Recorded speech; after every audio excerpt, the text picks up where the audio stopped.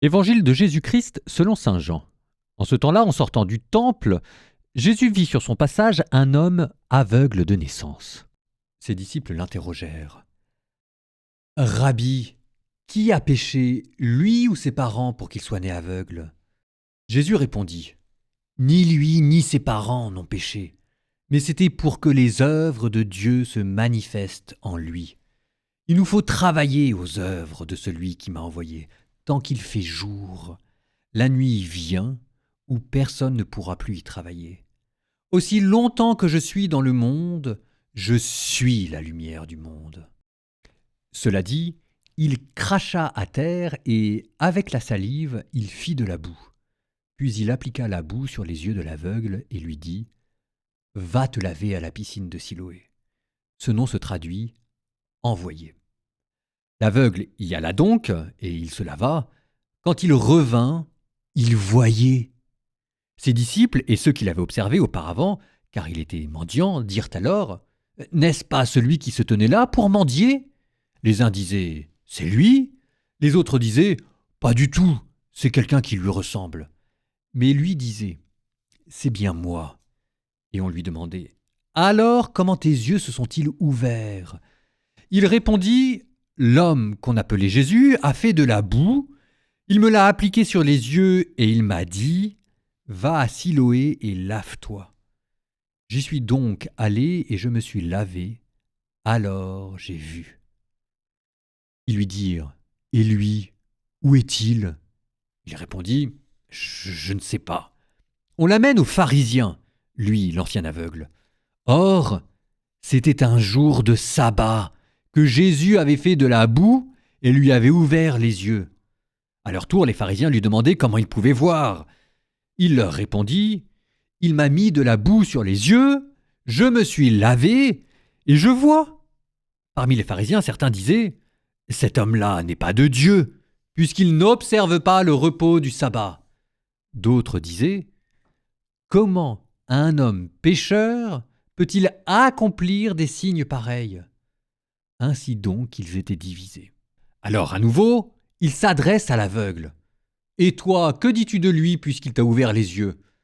Il dit « C'est un prophète. » Or les Juifs ne voulaient pas croire que cet homme avait été aveugle et que maintenant il pouvait voir. C'est pourquoi ils convoquèrent ses parents et leur demandèrent « Cet homme est bien votre fils ? Et vous dites qu'il est né aveugle ? Comment se fait-il qu'à présent il voit ?» Les parents répondirent « Nous savons bien que c'est notre fils et qu'il est né aveugle. Mais comment peut-il voir maintenant ? Nous ne le savons pas. Et qui lui a ouvert les yeux ? Nous ne le savons pas non plus. Interrogez-le, il est assez grand pour s'expliquer. » Ses parents parlaient ainsi parce qu'ils avaient peur des Juifs. En effet, ceux-ci s'étaient déjà mis d'accord pour exclure de leur assemblée tous ceux qui déclareraient publiquement que Jésus est le Christ. Voilà pourquoi les parents avaient dit « Il est assez grand, interrogez-le ». Pour la seconde fois, les pharisiens convoquèrent l'homme qui avait été aveugle et lui dirent « Rends gloire à Dieu, nous savons, nous, que cet homme est un pécheur. » Il répondit « Est-ce un pécheur ? Je n'en sais rien. Mais il y a une chose que je sais, j'étais aveugle, et à présent je vois. » Ils lui dirent alors « Comment a-t-il fait pour t'ouvrir les yeux ?» Il leur répondit « Je vous l'ai déjà dit, et vous n'avez pas écouté. Pourquoi voulez-vous m'entendre encore une fois ? Serait-ce que vous voulez vous aussi devenir ses disciples ?» Et ils se mirent à l'injurier. « C'est toi qui es son disciple. Nous, c'est de Moïse que nous sommes les disciples. Nous savons que Dieu a parlé à Moïse. Mais celui-là, nous ne savons pas d'où il est. » L'homme leur répondit « Voilà bien qui est étonnant. Vous ne savez pas d'où il est, et pourtant il m'a ouvert les yeux. Dieu, nous le savons, n'exauce pas les pécheurs. Mais si quelqu'un l'honore et fait sa volonté, il l'exauce. Jamais encore on n'avait entendu dire que quelqu'un ait ouvert les yeux à un aveugle de naissance. Si lui n'était pas de Dieu, il ne pourrait rien faire. » Ils répliquèrent « Tu es tout entier dans le péché depuis ta naissance et tu nous fais la leçon ?» Et ils le jetèrent dehors. Jésus apprit qu'il l'avait jeté dehors. Il le retrouva et lui dit « Crois-tu au Fils de l'homme » Ils répliquèrent « Tu es tout entier dans le péché depuis ta naissance, et tu nous fais la leçon. » Et ils le jetèrent dehors.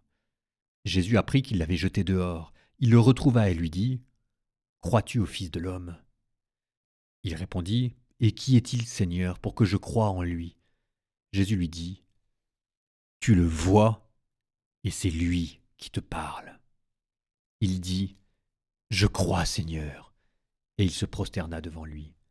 Jésus dit alors « Je suis venu en ce monde pour rendre un jugement, que ceux qui ne voient pas puissent voir, et que ceux qui voient deviennent aveugles. » Parmi les pharisiens, ceux qui étaient avec lui entendirent ces paroles et lui dirent « Serions-nous aveugles, nous aussi ?» Jésus leur répondit « Si vous étiez aveugles, vous n'auriez pas de péché. Mais du moment que vous dites « Nous voyons », votre péché demeure.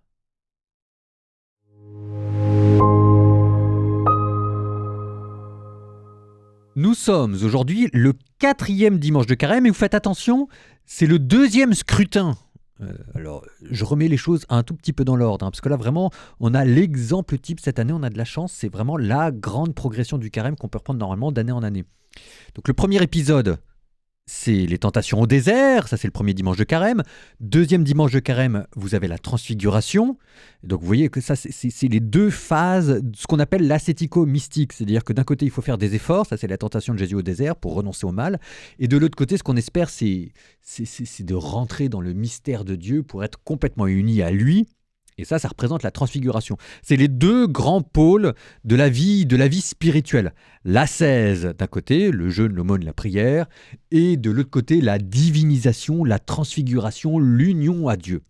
Ok, ça c'était le début du carême, et ensuite maintenant on est parti pour se préparer, ou plutôt pour préparer les catéchumènes au baptême, la vigile de Pâques. Donc vous aviez ce qu'on appelle les scrutins, c'est-à-dire quand on scrute le cœur de ceux qui demandent le baptême. Et vous avez 3 évangiles pour montrer la progression qui se passe dans leur cœur, qui s'est passé dans le vôtre aussi, le jour où vous avez décidé de devenir chrétien, ou alors le jour où vous avez décidé de redevenir chrétien, ou le jour où tout simplement vous avez pris ces choses-là à cœur. Ça vous montre une progression. Donc, on l'avait vu la semaine dernière, le premier scrutin, c'était la Samaritaine. La soif, prendre conscience de son désir, prendre conscience qu'on a besoin de quelque chose qui étanche notre cœur et qui soit un peu plus profond que Netflix, le chocolat ou je ne sais pas quoi. Et ce qu'on cherche, c'est de trouver une joie, de trouver une satisfaction spirituelle qui puisse devenir en nous une source intérieure. Donc ça, c'était le premier dimanche, la purification du désir et le désir qui nous amène à Dieu. C'est ce que disait Jésus, personne ne peut venir à moi s'il n'est attiré par le Père. Et c'est comme ça qu'un jour la Samaritaine s'est retrouvée devant Jésus, et c'est comme ça qu'un jour on s'est retrouvé devant une église. Ok, deuxième scrutin, aujourd'hui, 4e dimanche du carême, ce qu'on appelle l'aveugle-né. La lecture était longue, c'est très simple, c'est un chapitre entier selon Saint Jean. C'est pas mal parce que d'habitude on a des tout petits morceaux et là ça vous montre cette histoire qui est assez extraordinaire. La mauvaise foi des pharisiens qui sont complètement dépassés et cet aveugle de naissance qui sans le savoir est plus versé en théologie et un prophète. C'est lui le véritable théologien. Bon, ici, c'est proposé comme un évangile pour le deuxième scrutin, c'est-à-dire pour qu'on continue de comprendre, de progresser, de faire un petit zoom sur le chemin de conversion intérieure qui amène quelqu'un à demander le baptême, qui nous emmène, nous, à devenir chrétiens. C'était la soif avec la Samaritaine. Là, il s'agit de quoi ? Il s'agit du don de la lumière, ce qu'on appelle l'illumination, le fait de pouvoir ouvrir les yeux, qui est comparé ici à un acte de création.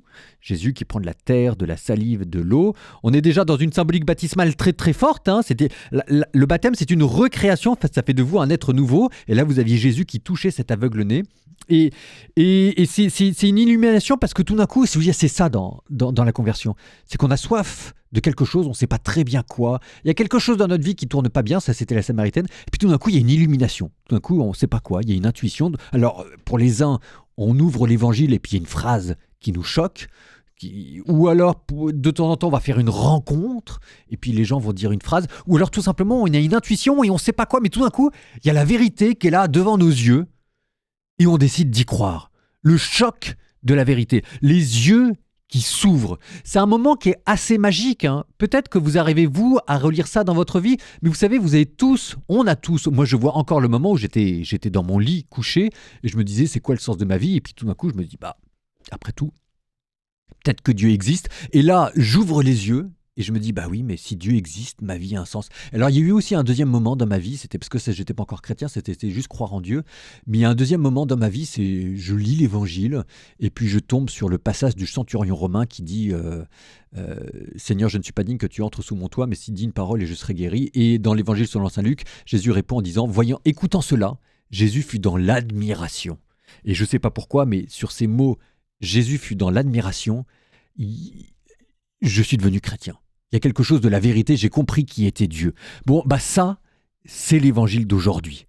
C'est la foi qui devient une relation personnelle avec quelqu'un, Jésus, avec quelque chose, la vérité, avec un être, avec la lumière. C'est le moment où vos yeux s'ouvrent.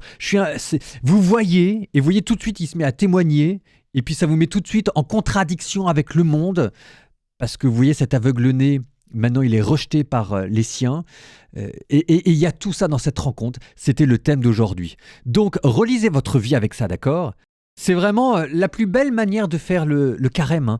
C'est de revivre son baptême, ou d'accompagner ceux qui se préparent à son baptême, ou de réfléchir à nouveau sur notre chemin de conversion pour le revivre, le faire nôtre, et cette fois-ci, le revivre grandeur nature, 100 fois plus puissant. C'est tout ce que je vous souhaite. Relisez cet évangile, et relisez votre vie à cette lumière.